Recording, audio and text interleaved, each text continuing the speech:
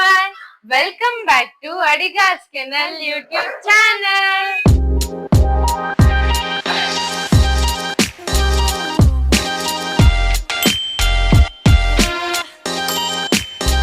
ಎಲ್ರು ಹೇಗಿದ್ದೀರಾ? ಇವತ್ತು ಸುಮ್ಮನೆ ರ್ಯಾಂಡಮ್ ಆಗಿ ವ್ಲಾಗ್ ಮಾಡೋಣ ಅಂತ ಅನ್ಕೊಂಡ್ವಿ. ಅಂದ್ರೆ ಈಗ ಬೆಳಿಗ್ಗೆ ಎಲ್ಲರನ್ನು ಬಿಟ್ಟಿದೀವಿ. ಮರಿಗಳಿಗೆ ಮತ್ತೆ ದೊಡ್ಡವರಿಗೆ ಎಲ್ಲರಿಗೂ ಡಿವರ್ಮಿಂಗ್ ಹೊಟ್ಟೆ ಒಳಗೆ ಹಾಕೋ ಟೈಮ್ ಆಗಿದೆ. ಅದನ್ನ ನಿಮ್ಗೆ ಹೇಗ್ ಹಾಕ್ತಿವಿ, ಹೇಗ್ ಹಾಕ್ಬೇಕು ಅಂದ್ರೆ ನಾವ್ ಹೇಗ್ ಹಾಕ್ತಿವಿ ಅಂತ ತೋರಿಸೋಣ ಅಂತ ಅನ್ಕೊಂಡಿದ್ವಿ. ಹಾಗೆ ಅಪ್ಪ ಬೋನ್ ತೊಳಿತಾ ಇದ್ರು. ಆಮೇಲೆ ಅಷ್ಟೇ ಏನೇನು ಅದನ್ನೇ ಎಲ್ಲ ಈಗ ಏನೇನ್ ಮಾಡ್ತೀವಿ ಅಂತ ತೋರ್ಸ್ಬೇಕಂತ ಅನ್ಕೊಂಡಿದ್ವಿ. ನೋಡೋಣ. ಮಳೆ ಬರ್ತಾ ಇದೆ, ಆದ್ರೂ ಇವರೆಲ್ಲ ಹೊರಗಡೆ ಓಡಾಡ್ಕೊಂಡು ತಿರ್ಕೊಂಡು ಅಲ್ಲೆಲ್ಲ ಹೋಗಿದ್ದಾರೆ. ಒದ್ದೆ ಆಗಿ ಬಂದ್ರು. ಅಪ್ಪ ಬೋನ್ ತೊಳಿತಾ ಇದ್ದಾರೆ.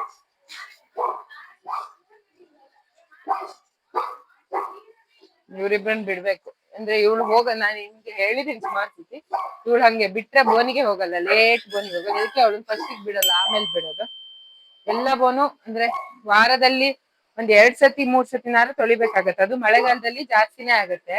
ಅವರು ಹೊರಗೆ ಹೋಗಿ ಬರ್ತಿರ್ತಾರೆ, ನೀರಿಗೆ ಹೋಗಿ ಬರೋದು, ಬೋನಿಗೆ ಹೋಗೋದು ಮಾಡ್ತಿರ್ತಾರೆ. ಹಾಗಾಗಿ ಬೋನ್ ಗಲೀಜಾಗೋ ಚಾನ್ಸಸ್ ಜಾಸ್ತಿ. ಸೊ ಅವಾಗ ತೊಳಿತಿರ್ಬೇಕು. ಇಲ್ಲ ಸ್ಮೆಲ್ ಬರಕ್ ಸ್ಟಾರ್ಟ್ ಆಗುತ್ತೆ. ಸ್ವಲ್ಪ ಲೇಟ್ ಮಾಡಿದ್ರು. ಮಳೆ ಬರ್ತಿದೆ ನೋಡಿ. ಇವರೆಲ್ಲ ಮಳೆ ಇದೆ ಅಂತ ಹೇಳಿ ಇಲ್ಲಿದ್ದಾರೆ. ಇವನೇನೋ ಇದ್ದಕ್ಕಿದ್ದಂಗೆ ಕಾಲ್ ನೋವು ಶುರು ಮಾಡ್ಕೊಂಡಿದ್ದಾನೆ. ನಿನ್ನೆ ಆಟ ಆಡಿದ್ ಜಾಸ್ತಿ ಆಯ್ತಲ್ಲ ಚಾರ್ಲಿ. ಅವನಿಗೆ ಅವಾಗವಾಗ ಕಾಲ್ ನೋವು ಬರುತ್ತೆ. ಸಿಂಬಾ ನೋಡಿ, ಎಲ್ಲ ಮಳೆಗೆ ಹೋಗಿ ಮಳೆಲಿ ನೆನ್ಸ್ಕೊಂಡ್ ಬರ್ತಿದ್ದಾರೆ. ಬನ್ನಿ ಈಗ ಹೊಟ್ಟೆ ಒಳಗ ಹೇಗ್ ಹಾಕೋದು, ಯಾರ್ಯಾರಿಗಿದೆ ಅಂತ ಹೇಳಿ ನೋಡೋಣ. ಈಗ ನಾನೇನ್ ಓದ್ತಿಲ್ಲ ಆಯ್ತಾ. ಈಗ ಏನ್ ಮಾಡ್ತಿದೀವಿ ಅಂತಂದ್ರೆ, ಈಗ ಡಿವರ್ಮಿಂಗ್ ಮಾಡ್ಬೇಕು ಅಂತ ಅನ್ಕೊಂಡ್ವಲ್ವಾ, ನಾವು ನಮ್ಮ ರೆಫರೆನ್ಸ್ ಬರ್ಕೊಂಡಿರೋ ರೆಕಾರ್ಡ್ ನ ಓಪನ್ ಮಾಡಿ ನೋಡೋದು. ಡಿವರ್ಮಿಂಗ್ ಯಾವಾಗ ಆಗಿದೆ, ಎಷ್ಟ್ ಟೈಮ್ ಆಯ್ತು, ವ್ಯಾಕ್ಸಿನೇಷನ್ ಎಷ್ಟ್ ಟೈಮ್ ಆಯ್ತು ಅಂತೆಲ್ಲ ನೋಡಿ. ಇಷ್ಟು ಎಲ್ಲರದೂನು ರೆಕಾರ್ಡ್ ನಾವ್ ಹೀಗ್ ಮೇಂಟೈನ್ ಮಾಡ್ತೀವಿ.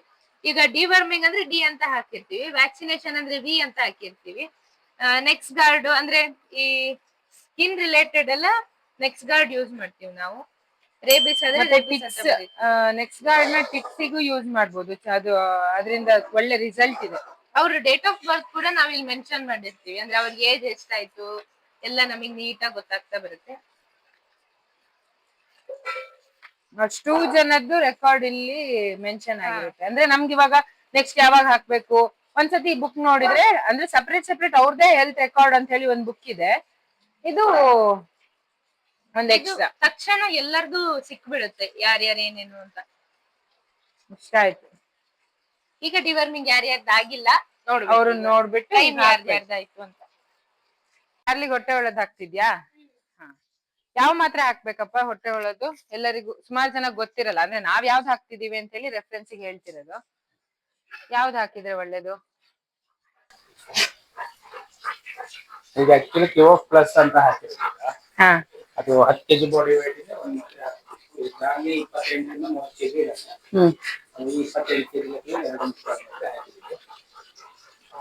ಸಾಮಾನ್ಯ ಮರಿಗಳಿಗೆಲ್ಲ ಕಿವೋಫ್ ಪಪ್ಪಿ ಅಂತ ಹೇಳಿ ಬರುತ್ತೆ. ಕಿವೋಫ್ ಪಪ್ಪಿ ಎಲ್ಲ 1 kg ml ಗೆ ಅಲ್ಲ 1 kg ಬಾಡಿ ವೇಟ್ ಗೆ 1 ml ಹಾಕ್ಬೇಕು. 10 kg ಬಾಡಿ ವೇಟ್ ನಂತರ ಆದ್ರೆ ಕಿವೋಫ್ ಪ್ಲಸ್ ಅಂತ ಹೇಳಿ ಬರುತ್ತೆ ಟ್ಯಾಬ್ಲೆಟ್.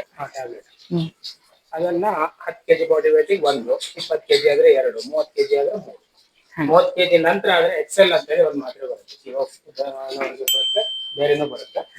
ನಾವ್ ಯೂಸ್ ಮಾಡೋದು ಕಿವೋಫ್ ಪಪ್ಪಿ ಮತ್ತೆ Kiwof puppy excel. Kiwof plus excel. Puppy ಅಂದ್ರೆ ಅದು ಇದು ಬರುತ್ತೆ, ಏನದು ಲಿಕ್ವಿಡ್. ನಾವು ಪಪ್ಪೀಸಿಗೆ ಯೂಸ್ ಮಾಡ್ತೀವಿ ಸಿರಪ್. ಹ್ಯಾಪಿಗೆ 40 kg ಹತ್ರ ಇದೆ, 38 kg ಇರುತ್ತೆ. ಅದಕ್ಕೆ ಅದು ಎಕ್ಸೆಲ್ ಅಂತ. 30 kg ಅಬೋವ್ ಮಾತ್ರೆ, ಅಬೋವ್ ಬಾಡಿ ವೇಟ್ ಗೆ ಎಕ್ಸೆಲ್ ಮಾತ್ರೆ ತಿನ್ಸೋದು ಒಂದು ಟೆಕ್ನಿಕ್ ತರ. ಅದನ್ನ ಈಗ ಗಂಟ್ಲಿಟ್ಟು ಈ ತರ ಮಾತ್ರೆ ಇದೆ ಅಂತ ಇಟ್ಕೊಳ್ಳಿ. ಈಗ ಮಾಡಿ ಈಗ ಸೀದಾ ಗಂಟ್ಲಿಗೆ ಇಲ್ಲಿಗಿಟ್ಟು ಒಂದು ಈ ಬೆಳೆ ಸ್ವಲ್ಪ ದೂಡಿ ಬಿಟ್ಟರೆ ಸರಿ. ಇನ್ನೂ ಒಳಗೆ ಹೋಗ್ಲಿಲ್ಲ ಅಂದ್ರೆ ಚೂರ್ ನೀರನ್ನ ನಾಲ್ಗೆ ಮಧ್ಯಕ್ಕೆ ಈ ಜಾಗದಲ್ಲಿ ಹಾಕ್ಬೇಕು ಯಾವಾಗ್ಲೂ. ಇಲ್ಲ ಅಂದ್ರೆ ತುದಿ ಇಲ್ಲಿ ಬಿಡ್ಬೇಕು. ಅವು ಸಾಮಾನ್ಯ ಮಾತ್ರೆ ತಿಂದ್ರ ಕೂಡಲೇ ನಾಲ್ಗೆ ಒಂದ್ ಸತಿ ಹೊರಗೆ ಹಾಕ್ತೇವೆ. ನಾಲ್ಗೇನ್ ಹೊರಗೆ ಹಾಕಿದಾವೆ ಅಂದ್ರೆ ಮಾತ್ರ ನುಂಗಿದ್ವು ಅಂತ ಲೆಕ್ಕ. ಅದೇ ಹಂಗ್ ಮಾಡ್ಬೇಕು. ಡೈರೆಕ್ಟ್ ಗಂಟ್ಲಿಗೆ ನೀರ್ ಹಾಕಕ್ ಹೋಗೋದು ಅಥವಾ ಯಾವ್ದೇ ನಾವು ಸಿರಪ್ ಕುಡಿಸ್ತಿದೀವಿ ಅದನ್ನ ಡೈರೆಕ್ಟ್ ಗಂಟ್ಲಿಗೆ ಹಾಕಕ್ ಹೋಗೋದು ಮಾಡ್ಬಾರ್ದು. ಅದು ಮಾಡೋದ್ರಿಂದ ಡೈರೆಕ್ಟ್ ಲಂಗ್ಸಿಗೆ ಎಂಟ್ರಿ ಆಗುತ್ತೆ. ನೀವು ನೀರೇ ಕುಡಿಸಿದ್ರು ಅಥವಾ ಸಿರಪ್ ಕುಡಿಸಿದ್ರು ಲಂಗ್ಸಿಗೆ ಎಂಟ್ರಿ ಆಗುತ್ತೆ. ರಿಸ್ಕ್, ತುಂಬಾ ರಿಸ್ಕ್. ಪ್ರಾಬ್ಲಮ್ ಶುರುವಾಗಿ ಡೆತ್ ಆಗೋ ಚಾನ್ಸಸ್ ಇರುತ್ತೆ, ಜಾಸ್ತಿ ಚಾನ್ಸ್. ಹೌದು. ಅದಕ್ಕೋಸ್ಕರ ನೀವು ಆದಷ್ಟು ತುದಿಲಿ ಅಂದ್ರೆ ನಾಲ್ಗೆ ತುದಿಗೆ ಅಥವಾ ನಾಲ್ಗೆ ಮಧ್ಯದಲ್ಲಿ ಹಾಕೋದು ಒಳ್ಳೇದು. ಮಾತ್ರೆನ ಒಳಗೆ ಇಡ್ಬೋದು, ಬಟ್ ಸಿರಪ್ ಆಗ್ಲಿ ನೀರಾಗ್ಲಿ ನಾಲ್ಗೆ ಮಧ್ಯದಲ್ಲಿ, ಇಲ್ಲ ಅಂದ್ರೆ ನಾಲ್ಗೆ ತುದಿಲಿ ಬಿಡ್ಬೋದು. ಒಂದು ಮಾತ್ರೆ ತಿನ್ಸೋದು ಹೇಗೆ ಅಂತ ಹೇಳಿ ಒಂದು ಸುಮ್ನೆ ಹಾಗೆ ತೋರಿಸ್ಬೋದು. ಇವಳಿಗೆ ಹೇಗೂ ತಿನ್ಸಕ್ಕಿಲ್ಲ. ಇವಳೊಬ್ಳು ನಮ್ಮನೇಲಿ ಸ್ವಲ್ಪ ಹೇಳಿ ಕೇಳ್ದೆ ಇರೋದು.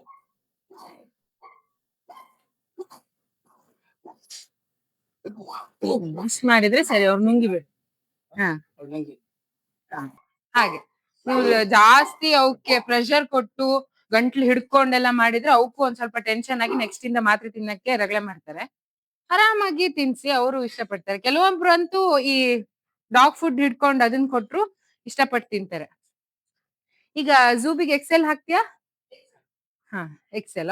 ಅವಳು ಆಲ್ಮೋಸ್ಟ್ ಒಂದು 30+ ಇದ್ದಾಳೆ, ಹಾಗಾಗಿ ಅವಳಿಗೆ ಒಂದು ಎಕ್ಸೆಲ್ ಹಾಕಿದ್ದು. ಮಳೆ ಈಗ ಸ್ವಲ್ಪ ಕಮ್ಮಿ ಆಯ್ತು, ಎಲ್ಲರೂ ಹೊರಗೆ ಹೋಗಿ ಇದು ಇಂಟರ್ಲಾಕ್ ಮೇಲೆಲ್ಲ ಓಡಾಡ್ತಿದ್ದಾರೆ.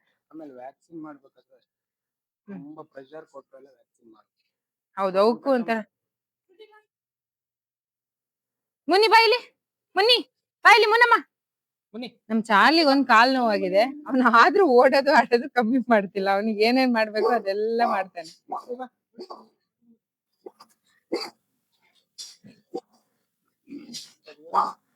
ಮ್ಯಾಗಿ ಬಾಯಿಲಿ, ಮ್ಯಾಗಿ.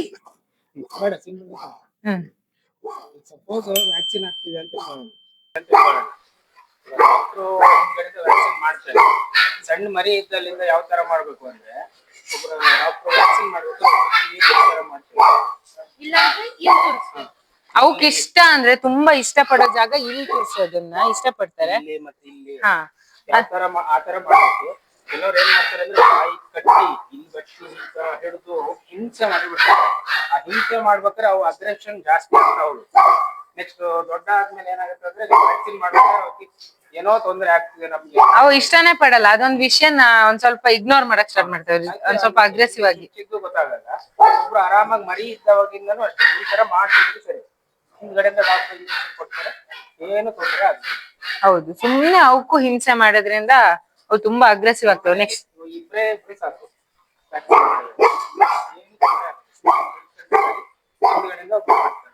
ಆರಾಮಾಗಿ. ಗುಡ್ಡಿದ್ ವೆಯ್ಟ್ ಚೆಕ್ ಮಾಡಿ ಮಾತ್ರೆ ಹಾಕೋಣ.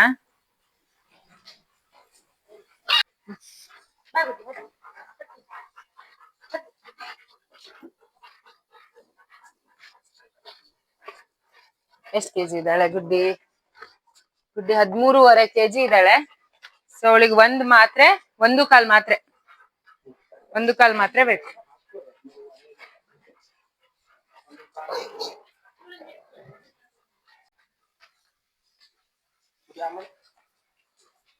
ಲಾರಾ ಈ ಕಡೆ ಬಾ.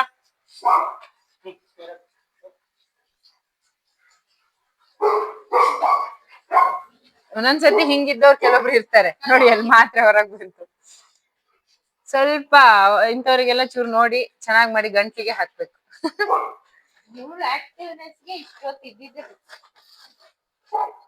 ಹಾ, ಈಗ ಹೋಯ್ತು. ಗೋಲ್ಡನ್ ರಿಟ್ರೀವರ್ ಮರಿಗಳಿಗೂ ಹೊಟ್ಟೆ ಒಳದ್ ಹಾಕಕ್ಕಿತ್ತು.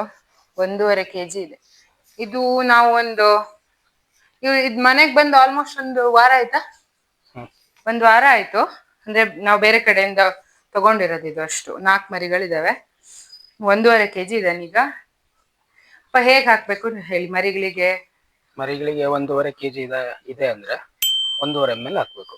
ಗಿವ್ ಆಫ್ ಪಪ್ಪಿ ಹಾಕ್ತಾ ಇರೋದು ನಾವು. ಸಾಮಾನ್ಯ ಮರಿಗಳಿಗೆ 15ನೇ ದಿವಸ, 30ನೇ ದಿವಸ ಮತ್ತೆ 45ನೇ ದಿವಸ ಡಿವರ್ಮಿಂಗ್ ಮಾಡ್ತೀವಿ.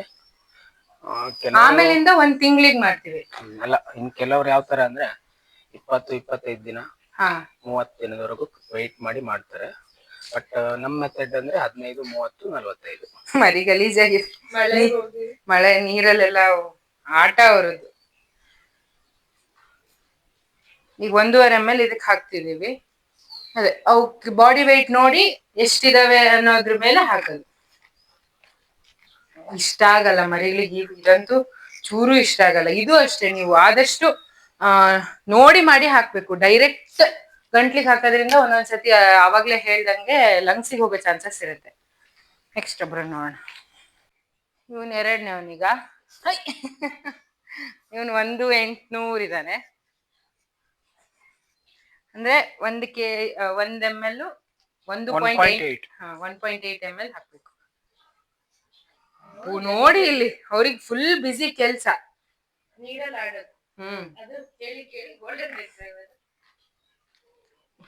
ಇಷ್ಟನೇ ಆಗಲ್ಲ ಅವ್ರಿಗೆ ಸಿರಪ್ ಕುಡ್ಸೋದು, ಮಾಡ್ತಾರ ಅವ್ರು.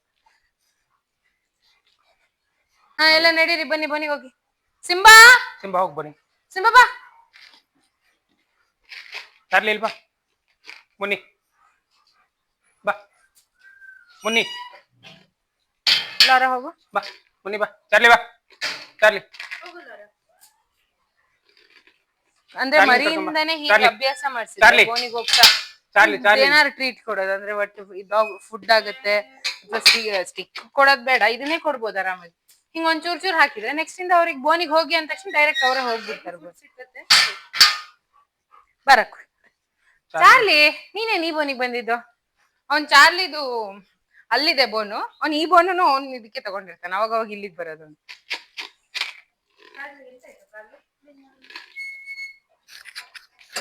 ಚಿನ್ನ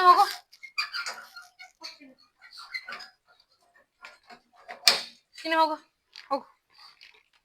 ಚಾರ್ಲಿ ಇಲ್ಲೇನೋ ಇವತ್ತು.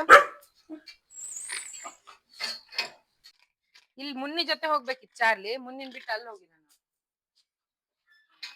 ನಮ್ ಗುಡ್ಡಿ ಒಬ್ಳಿದಾಳೆ, ಅವ್ಳು ತುಂಬಾ ಕಳ್ಳಿ. ಈಗ ನಾಟಕ ಮಾಡ್ತಾಳೆ ನೋಡಿ. ಗುಡ್ಡು ಬಾರೆ ಬೋನಿಗ್ ಹೋಗೆ. ನಾಟಕ ಅಂದ್ರೆ ಈಗ ಆಹಾ. ಗುಡ್ಡು ಬೋನಿಗ್ ಹೋಗ್ಬೇಕಲ್ಲಮ್ಮ. ಬೋನಿಗ್ ಹೋಗೋದೇ ಬೇಡ ಅಂತಾಳೆ. ಬಾ ಗುಡ್ಡಿ ಬೋನಿಗ್ ಹೋಗ್ಬೇಕು. ಬಾ ನೋಡಿ ಒದ್ದೆ ಆಗಿರೋದು. ಬಾ ಗುಡ್ಡಿ ಬಾ, ಜಾನೆ ಬಾ, ಫುಡ್ ಕೊಡ್ತೀನಿ ಬಾ. ಡಾಲಿ ಒಳಗೋಗಿದ್ದಾಳ ಅಂತ. ಡಾಲಿ ಬಾ ಅಂತ. ನೀವು ಪಪ್ಪೀಸಿಗೆ ಮತ್ತೆ ದೊಡ್ಡವರಿಗೆ ಹೇಗ್ ಹೊಟ್ಟೆ ಒಳಗ್ ಹಾಕ್ಬೇಕು, ನಾವ್ ಹೇಗ್ ಹಾಕ್ತಿವಿ, ಆಮೇಲೆ ಹೇಗ್ ತಿನ್ಸ್ಬೇಕು, ಹೇಗ್ ತಿನ್ಸ್ಬಾರ್ದು ಅಂತ ಹೇಳಿ ನೋಡಿದೀರಾ. ಈಗ ನಿಮ್ ಕೆಲ್ಸ ಏನಂದ್ರೆ ಕಮೆಂಟ್ ಮಾಡಿ, ನಿಮ್ ಪೆಟ್ಸ್ಗೆ ನೀವು ಎಷ್ಟ್ ಟೈಮಿಗೆ ಒಂದ್ಸತಿ ಹೊಟ್ಟೆ ಒಳಗ್ ಹಾಕ್ತೀರಾ, ಅಥವಾ ಡಿವರ್ಮಿಂಗ್ ಎಷ್ಟು ಟೈಮಿಗೆ ಒಂದ್ಸತಿ ಮಾಡ್ತೀರಾ ಅಂತ ಕಮೆಂಟ್ ಮಾಡಿ. ಹಾಗೆ ಲೈಕ್ ಮಾಡಿ, ಶೇರ್ ಮಾಡಿ, subscribe to Adigas kennel YouTube channel. Thank you. Bye.